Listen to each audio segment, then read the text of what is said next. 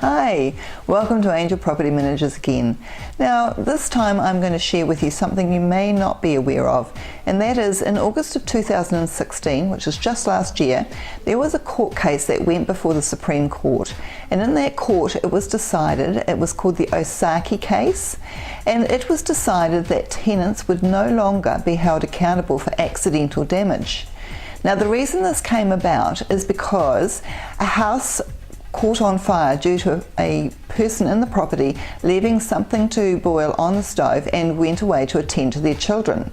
Now when the house was obviously severely damaged and there was an insurance payout in this instance, however the insurance company decided to take the tenants to the tenancy tribunal. Now the tenancy tribunal found in favour of the owner and the insurance company that the tenants were accountable under the Residential Tenancy Act for damage to the property. However, the tenants took this matter to the district court, where the district court found in favour of the tenants. Now this went backwards and forwards until finally it went through to the Supreme Court, or it might have actually been the Court of Appeal, where they decided that this was not an intentional situation, and that this was an accidental occurrence and that the tenants should not be held accountable for this.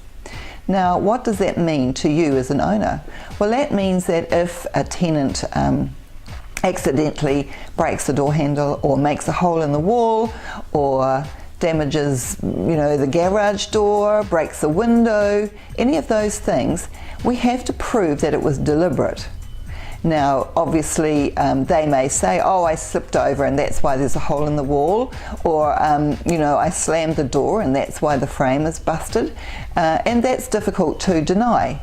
So we have to be very clear now as to what we gauge to be accidental, and whenever we go to a tenancy tribunal or we're claiming costs out of a bond, if a tenant contests that and we do go to the tribunal, we have to prove. Now obviously if we have many holes in the walls, we can say that's deliberate, because many holes is obviously not an accident. But if we have only one or two and a tenant claims they're accidental, chances are they're going to get off that and they're not going to have to pay for that. So this is something you as an owner need to be aware of.